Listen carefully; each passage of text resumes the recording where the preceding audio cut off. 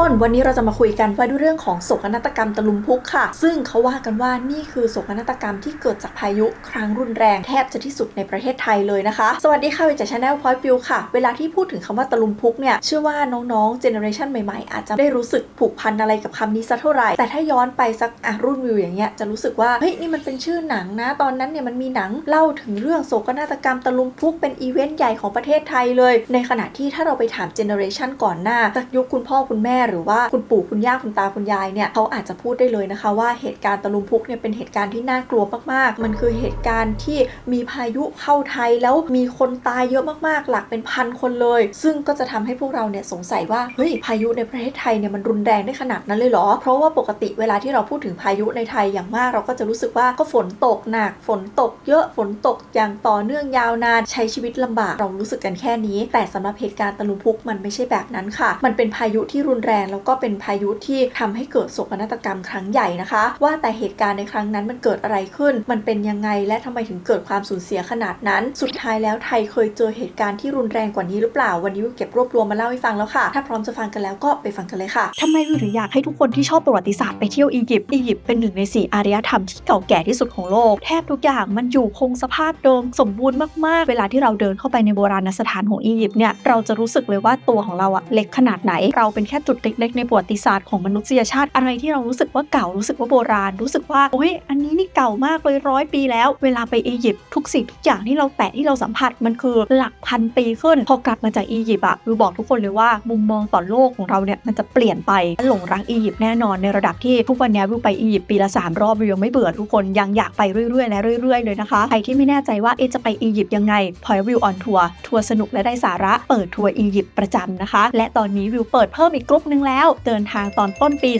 2026 รับรองว่าไปเที่ยวกับพอยวิวออนทัวร์เนี่ยทั้งสนุกและได้สาระแน่นอนค่ะเพราะว่าวิวเนี่ยจะไปเล่าประวัติศาสตร์อียิปต์ให้ทุกคนฟังสดๆณตรงนั้นเลยนะคะใครสนใจไปอียิปต์กับพอยวิวออนทัวร์สามารถเข้าไปดูรายละเอียดได้ที่ www.pointofview.com หรือติดต่อมาได้ที่ inbox Facebook Point of View ค่ะรีบจองเข้ามานะคะเพราะว่าวิวรับจำนวนจำกัดค่ะเดี๋ยวพลาดไปแล้วกว่าจะเปิดอีกทีปลายปีเลยนะ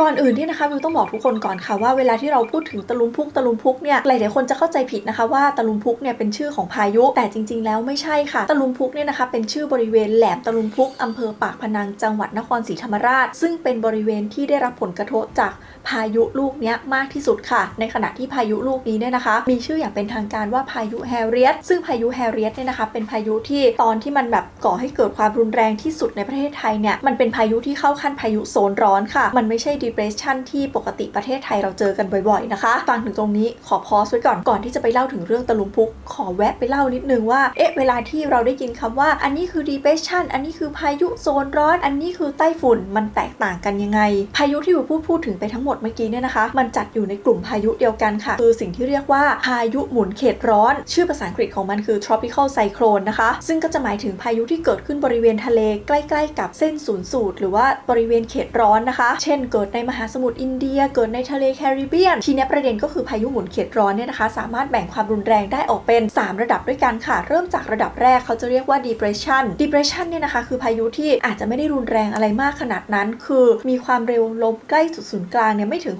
63 กิโลเมตรต่อชั่วโมงซึ่ง depression เนี่ยนะคะจะเป็นคำที่เราได้ยินกันบ่อยๆเพราะว่าประเทศไทยเราเนี่ยเจอบ่อยนะคะก็จะทำให้ฝนตกหนักฝนตกต่อเนื่องลมกันโชกแรงอะไรก็ว่ากันไปในขณะที่ถ้า depression เนี่ยมันกลายร่างมันรุนแรงขึ้นใหม่ระดับหนึ่งเขาจะไม่เรียกว่า depression แล้วเขาจะเรียกว่าพายุโซนร้อนซึ่งพายุโซนร้อนเนี่ยความเร็วลมมันจะเพิ่มเป็นประมาณตั้งแต่63 กิโลเมตรต่อชั่วโมงถึง118 กิโลเมตรต่อชั่วโมงนะคะก็จะเริ่มเป็นพายุที่ก่อให้เกิดความเสียหายได้พอสมควรเลยเช่นอาจจะถึงขั้นทำให้ต้นไม้ล้มได้ทำให้บ้านเรือนเสียหายพังพินาศนะและระดับสุดท้ายค่ะถ้าความเร็วลมมันแรงขึ้นไปอีกเราจะเรียกสิ่งนี้ว่าไต้ฝุ่นนะคะก็คือความเร็วลมเนี่ยทะลุ118 กิโลเมตรต่อชั่วโมงขึ้นไปละแต่จริงๆแล้วไต้ฝุ่นเนี่ยมีความพิเศษนิดนึงเพราะว่าไต้ฝุ่นมีหลายชื่อค่ะมันจะเปลี่ยนชื่อไปขึ้นอยู่กับว่าพายุเนี้ยมันไปเกิดที่ไหนในโลกนะเช่นถ้าพายุที่เร็วและรุนแรงขนาดนี้ไปเกิดในมหาสมุทรแอตแลนติกเหนือหรือว่ามหาสมุทรแปซิฟิกเหนือตอนกลางแล้วก็ตอนตะวันออกเนี่ยเราจะไม่เรียกว่าไต้ฝุ่นเราจะเรียกสิ่งนี้ว่าเฮอริเคนในขณะที่ถ้ามันเกิดในมหาสมุทรแปซิฟิกใต้ทางตะวันตกแล้วก็เกิดในมหาสมุทรอินเดียเนี่ยเราจะเรียกมันว่าไซโคลนและกรณีที่เกิดในมหาสมุทรแปซิฟิกเหนือฝั่งตะวันออกบริเวณแถวฟิลิปปินส์ญี่ปุ่นแล้วก็จีนเนี่ยเราจะเรียกสิ่งนี้ว่าไต้ ต้ฝุ่นค่ะ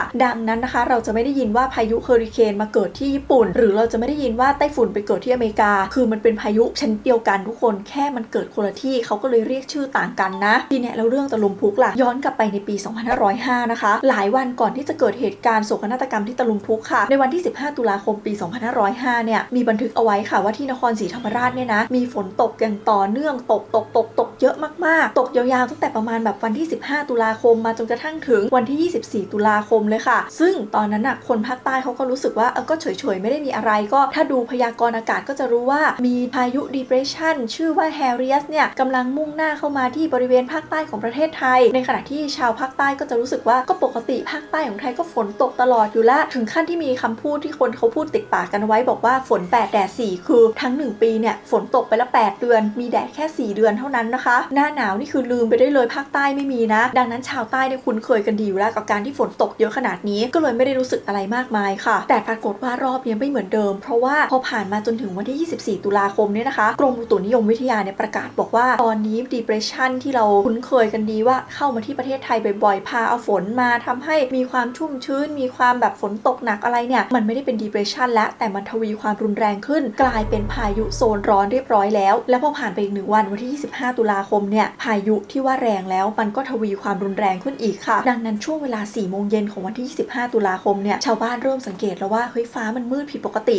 แล้วก็มีลมที่มันหมุนเป็นสายนะคะที่เขาจะเรียกว่าลมงวงช้างลมปองหรือบางคนก็จะเรียกว่าลมหางหนูคือลมที่มันหมุนแบบหมุนเหมือนในการ์ตูนนะทุกคนซึ่งชาวบ้านสมัยนั้นเนี่ยเขาไม่เคยเห็นภาพนี้กันมาก่อนก็ออกมาดูกันเต็มเลยว่าเฮ้ยนี่อะไรเนี่ยมันอย่างกันในการ์ตูนหมุนทีเนี้ยแทนที่มันจะหมุนของมันอยู่เฉยๆปรากฏว่ามันหมุนแล้วมันหมุนแรงขึ้นเรื่อยๆค่ะแล้วพอมันหมุนแรงขึ้นเรื่อยๆเนี่ยนะบ้านเรือนแต่ละหลังก็เริ่มสั่นบางหลังที่สร้างแบบง่ายๆมันก็เริ่มพังลงมาบ้านไหนที่มุงหลังคาด้วยสังกะสีคือปลิวลอยไปเลยในขณะที่บ้านไหนที่มุงหลังคากระเบื้องก็ค่อยๆหลุดไปแล้วก็ทยอยร่วงลงมาแตกนะคะชาวบ้านตอนนั้นเนี่ยเริ่มรู้สึกว่าอยู่ไม่ได้แล้วก็หอบลูกจูงหลานกันหนีไปอยู่ในบ้านหลังที่แบบไม่ได้พังนะแล้วก็ไปรวมตัวกันอยู่ตรงนั้นส่วนบางคนก็หนีเข้าไปในอาคารสำนักงานเท่าที่อะไรกันประเด็นคือมันมีจุดหนึ่งที่คนไปรวมตัวกันเยอะเป็นพิเศษค่ะก็คือโรงพระจีนนะคะซึ่งมันก็จะลักษณะคล้ายๆศาลเจ้านี่แหละเพราะว่ามันเป็นจุดที่อยู่สูงกว่าจุดอื่นในตำบลนะคนก็ไปรวมตัวกันแบบหลายร้อยคนเลยปรากฏว่าผ่านไปไม่นานเนี่ยนะคะอยู่ดีๆไฟก็ดับปึ๊บขึ้นมาค่ะคนที่อยู่ในเหตุการณ์ตอนนั้นเนี่ยก็เล่าเลยบอกว่ามันมืดไปหมดมืดแบบมืดน่ากลัวเลยแล้วเสียงลมเสียงฝนข้างนอกนี่นะคือดังจนถึงขั้นที่ไม่สามารถคุยกันได้อะหลายคนตอนนั้นก็คือแบบใจไม่ดีและอกสั่นขวัญแขวนกันไปอยู่ไปแป๊บหนึ่งอ้าวอยู่ดีๆเหมือนลมมันหยุดชาวบ้านก็เข้าใจว่าพายุคงสงบแล้วแหละก็ออกไปดูความเสียหายกันแบบเป็นยังไงบ้างอะไรยังไงยังมีอะไรเหลือไหมหลายคนเริ่มใจชื้นขึ้นเริ่มอารมณ์ดีเริ่มแบบหยอกล้อกันปรากฏว่าผ่านไปไม่นานค่ะยังไม่ทันได้ใจชื้นนานสักเท่าไหร่เลยมีเสียงลมแรงกลับมาอีกรอบนึงแล้วน้ำก็มาจากไหนไม่รู้ไหลป่าเข้ามาท่วมบ้านเรือนท่วมทุกอย่างท่วมไปหมดเลยนะคะซึ่งตอนนั้นเนี่ยนะคะชาวบ้านยังไม่เข้าใจ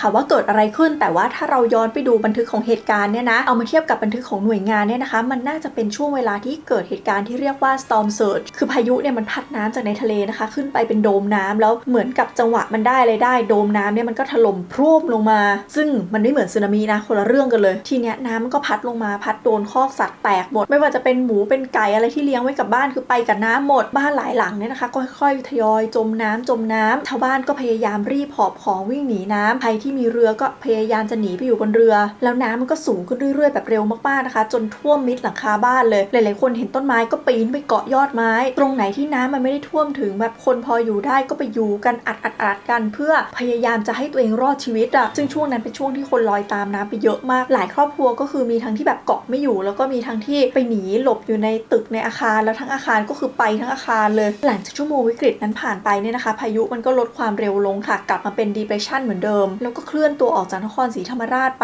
ปที่จังหวัดอื่นๆก็คือที่กระบี่ภูเก็ตพังงาแล้วก็ลงทะเลอันดามันไปค่ะก่อนที่มันจะไปสลายตัวที่อ่าวเบงกอลใกล้บังคลาเทศนะคะแล้วพอพายุมันผ่านไปเนี่ยมันก็เหมือนเอาฝนไปด้วยค่ะฝนก็เลยเหลือตกโปรยๆนานๆทีนี้แหละค่ะพอน้ำลดความจริงก็ปรากฏว่าความเสียหายเนี่ยมันมีอะไรบ้างปรากฏว่าตอนนั้นเนี่ยนะคะพายุ Harius เนี่ยทำลาย จนบริเวณแหลมตะลุมพุกเนี่ยแทบจะไม่เหลืออะไรเลยค่ะบ้านเบิร์นอะไรคือพังเรียบหมดนะคะแล้วก็มีซากทั้งสิ่งของทั้งซากสิ่งมีชีวิตเนี่ยกองกันอยู่เต็มไปหมดโดยเฉพาะที่โรงพระจีนที่คนไปอัดกันหลบพายุตรงนั้นน่ะก็คือมีแบบว่ามีศพอยู่เป็นร้อยเลยนะทุกคนส่วนคนที่รอดมาได้ด้วยการเกาะอยู่บนยอดไม้เนี่ยนะคะหลายๆคนก็คือรอดมาได้ด้วยความสิ้นหวังมากๆแล้วก็มีบันทึกเลยว่าหลายคนคือแบบหลุดไปเลยอะชาวบ้านตะลุมพุกเนี่ยคือรอดกันไม่กี่คนนะคะพวกที่รอดเนี่ยถ้าบาดเจ็บก็ถูกลำเลียงตัวไปรักษาที่ปากพนังส่วนใครที่ยังพอเดินไหวก็พยายามจะเดินเท้าเข้าไปเพื่อไปขอความช่วยเหลือซึ่งต้องบอกว่าตอนนั้นเนี่ยทุกอย่างคือพังเละเทะไปหมดนะคะจุดที่โดนแรงที่สุดแน่นอนว่าเป็นบริเวณแหลมตะลุมพุกค่ะแต่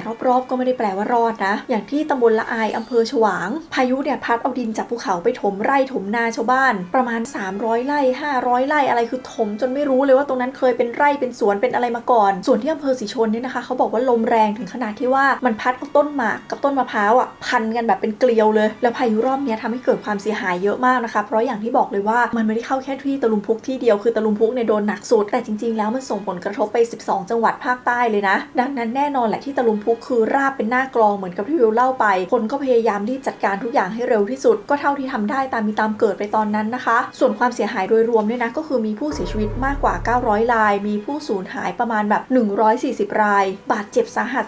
252รายแล้วก็ไร้ที่อยู่อาศัยประมาณ 16,000 คนนะคะด้านทรัพย์สินเนี่ยนะคะอาคารบ้านเรือนพังไป 22,000 หลังชำรุดไป 50,000 หลังโรงเรียนพังเสียหายไป500แห่งพื้นที่เกษตรเนี่ยนะคะเสียหายเขาประเมินว่าประมาณ800ล้านต้นรถด่วนสายใต้แน่นอนว่าต้องหยุดให้บริการเลยเพราะว่าภูเขาเนี่ยดินมันพังทลายลงมาทับรางทับอะไรหมดประเมินความเสียหายตอนนั้นคือประมาณ380 ถึง 1,000 ล้านบาทจากเหตุการณ์ครั้งนี้เนี่ยนะคะจอมพลสฤษดิ์ธนรัตน์ที่เป็นนายกรัฐมนตรีอยู่ตอนนั้นเนี่ยก็ออกมาประกาศแสดงความเสียใจกับผู้ประสบภัยนานาชาติเนี่ยนะคะไม่ว่าจะเป็นอังกฤษเวียดนามอิตาลีสวีเดนรวมถึงสหรัฐอเมริกาเนี่ยก็ออกมาเสนอความช่วยเหลือให้ส่วนในไทยเองเนี่ยนะคะพระเจ้าอยู่หัวรัชกาลที่9เนี่ยก็มีพระราชดำริให้ใช้สถานวิทยุอสเพื่อทำหน้าที่เป็นสื่อกลางในการช่วยเหลือผู้ประสบภัยมีการระดมเงินบริจาคมีการระดมของบริจาคกันปรากฏว่าตอนนั้นได้เงินบริจาคมาประมาณ11ล้านบาทแล้วก็ได้ของมาประมาณ5ล้านบาทนะคะอย่าลืมว่าเงินเราเฟ้อมาไกลแล้วนะสมัย2505ก๋วยเตี๋ยวชามละแบบไม่ถึงบาททุกคนก็คือได้เยอะมากนะคะแล้วเงินเนี่ยก็คือเอาไปซื้ออาหารซื้อยาซื้ออะไรต่างๆที่เขาต้องการความช่วยเหลือนะปรากฏว่าเหลือเงินอยู่3ล้านบาทนะคะพระองค์ก็เลยมีพระราชดำริว่าให้เอาเงินก้อนนี้ที่เหลืออยู่เนี่ยไปตั้งเป็นกองทุนสำหรับช่วยเหลือผู้ประสบภัยในอนาคตก็เลยตั้งมาเป็นมูลนิธิชื่อว่ามูลนิธิราชประชานุเคราะห์นั่นเองค่ะด้วยเหตุนี้เนี่ยแหละค่ะก็เลยทำให้เหตุการณ์ที่ตะลุมพุกเนี่ยนะคะกลายเป็นเหตุการณ์ที่อยู่ในความทรงจำของคนไทยเพราะว่าถือว่าเป็นโศกนาฏกรรมที่เรียกได้ว่าร้ายแรงมากๆแล้วก็ไม่ได้เกิดขึ้นบ่อยๆในประเทศของเรานะคือถึงหลังๆจะมีพายุโซนร้อนเกิดในประเทศของเรามากขึ้นแต่ครั้งนั้นมันเป็นครั้งแรกๆที่เราเจอไงแล้วก็มันเกิดความเสียหายเยอะมากนะคะคำถามคือทำไมวิวถึงบอกว่าพายุโซนร้อนไม่ค่อยเกิดในประเทศเราเรื่องของเรื่องก็คือการที่พายุมันจะแบบทวีความรุนแรงจาก depression ขึ้นไปเป็นโซนร้อนขึ้นไปเป็นใต้ฝุ่นเนี่ยมันไม่ได้ขึ้นไปง่ายๆนะทุกคนมันต้องมีปัจจัยหลายอย่างมากที่เกิดขึ้นพร้อมๆกันค่ะไม่ว่าจะเป็นอุณหภูมิของน้ำเนี่ยก็ต้องสูงพอความลึกของทะเลก็ต้องมากพอแล้วพอมาเจอกับแรงกดอากาศเจอนู่นเจอนี่มันถึงจะกลายเป็นพายุโซนร้อนหรือว่าแรงขึ้นไปเป็นใต้ฝุ่นด้วยเหตุนี้แหละค่ะที่ทำให้จริงๆแล้วการที่มันจะเกิดเป็นพายุแบบรุนแรงเนี่ยมันมักจะอยู่โซนมหาสมุทรใหญ่ๆแล้วก็มีปัจจัยครบถ้วนเพราะว่าน้ำมันจะได้ลึกมันจะได้อะไรไงในขณะที่อ่าวไทยหรือว่าทะเลอันดามันที่อยู่บริเวณประเทศไทยเราเนี่ยนะมันถือว่าเป็นบริเวณที่เล็กแล้วก็ตื้นกว่ามากนะคะจริงๆแล้วก็เลยไม่ค่อยเกิดพายุเกิดอะไรแถวๆประเทศไทยสักเท่าไหร่ค่ะหรือต่อให้มันเกิดจากที่อื่นแล้วเนี่ยกว่ามันจะเข้ามาถึงประเทศไทยเราเนี่ยนะคะมันก็ลดความรุนแรงลงกลายไปเป็น depression แล้วเราก็เลยเจอ depression กันบ่อยๆค่ะเพราะ1เลยคือมันไกลกับ2เลยคือกว่าจะเข้ามาถึงบริเวณประเทศไทยเนี่ยนะมันต้องเจอแนวกั้นพายุตามธรรมชาติค่ะถ้ามาทางขวาเนี่ยนะผ่านแผ่นดินก็ต้องเจอเวียดนามกั้นผ่านทะเลก็ต้องมีแบบฟิลิปปินส์กั้นส่วนถ้ามาทางซ้ายอินเดียกั้นอยู่ทั้งประเทศทุกคนดังนั้นกว่าจะมาถึงไทยพายุมันก็อ่อนแรงลงหมดแล้วค่ะซึ่งถ้าไปดูสถิติย้อนหลังนะจะเห็นว่าในช่วงหลายปีมาเนี้ยพายุที่ทวีความรุนแรงเป็นพายุโซนร้อนเข้ามาจนถึงแบบประเทศไทยเราเนี่ยนะมีแค่ประมาณ11ลูกด้วยกันและ11ลูกเนี่ยก็ไม่ได้สร้างความเสียหายอะไรมากขนาดนั้นแล้วแต่สำหรับเคสตะลุมพุกเนี่ยมันเป็นเคสพิเศษค่ะเพราะว่านอกจากพายุมันจะแรงขึ้นไปเป็นพายุโซนร้อนซึ่งเกิดได้ยากแล้วเนี่ยบริเวณตะลุมพุกมันยังเป็นแหลมอีกแล้วเป็นแหลมที่ยื่นเข้าไปในอ่าวไทยพอเป็นแหลมยื่นเข้าไปปุ๊บมันใกล้น้ำไงแล้วพายุมากับน้ำก็เลยเป็นจุดที่มีโอกาสโดนพายุมากกว่าจุดอื่นอยู่แล้วในตะลุมพุกสมัยนู้นเนี่ยนะคะมันเป็นแหล่งรวมคนหลากหลายเชื้อชาติมากๆมีทั้งคนมุสลิมคนเชื้อสายจีนคนไทยดั้งเดิมก็อยู่รวมกันแล้วอาชีพตรงนั้นเนี่ยส่วนใหญ่ก็เป็นชาวประมงกันหมดมีค้าขายอยู่บ้างเล็กๆน้อยๆและด้วยอาชีพด้วยวิถีชีวิตเขาเนี่ยคนตะลุมพุกในสมัยนั้นเนี่ยนะคะไม่ใช่คนร่ำรวยค่ะดังนั้นบ้านในสมัยนั้นเนี่ยก็สร้างกัน ง่ายๆซะส่วนใหญ่เน้นมุงสังกะสีไปที่มีฐานะขึ้นมาหน่อยก็อาจจะเป็นบ้านปูนแล้วก็มุงหลังคาด้วยกระเบื้องคือมันไม่ได้เป็นตึกแบบตึกที่จะทนกับพายุได้นะคะพอพายุพัดเข้ามาในอ่าวไทยแหลมนี้ไปตั้งรับอยู่ก่อนแล้วก็ไม่ได้มีสภาพบ้านเรือนที่พร้อมก็เลยเกิดความเสียหายมากกว่าจุดอื่นค่ะและนี่แหละค่ะก็คือสาเหตุที่ทำให้หลายๆคนเนี่ยจำชื่อตะลุมพุกกันแม่นมากๆเพราะว่าตอนนั้นมันคือเหตุการณ์ช็อกแบบช็อกทั้งประเทศจริงๆนะคะอย่างไรก็ตามทุกคนต้องบอกว่าหลายๆคนเข้าใจผิดว่าตะลุมพุกเนี่ยคือพายุที่แรงที่สุดที่ประเทศไทยเคยเจอแต่จริงๆแล้วไม่ใช่นะคะอย่างที่วิวบอกเลยว่าพายุระดับพายุโซนร้อนเนี่ยเราเจอกันไปประมาณ11ลูกถ้านับในช่วงระยะเวลาแบบเกือบ100 ปีนี้นะแต่จริงๆแล้วในช่วงระยะเวลานั้นเนี่ยนะคะเราเคยเจอพายุที่แรงกว่าระดับโซนร้อน1ลูกด้วยกันค่ะคือแรงขึ้นไปเป็นระดับไต้ฝุ่นแล้วนะคะนั่นก็คือไต้ฝุ่นเกนะคะที่พัดเข้ามาถล่มแถวๆจังหวัดชุมพรแล้วก็ประจวบคีรีขันธ์ในช่วงปี 2532 ค่ะซึ่งไต้ฝุ่นเกเนี่ยนะคะจริงๆเกือบเข้าตะลุมพุกซ้ำอีกรอบแล้วนะเพราะว่าตอนแรกนี่มันก่อตัวขึ้นมาในทะเลจีนใต้ตอนล่างนะคะช่วงวันที่1 พฤศจิกายนปี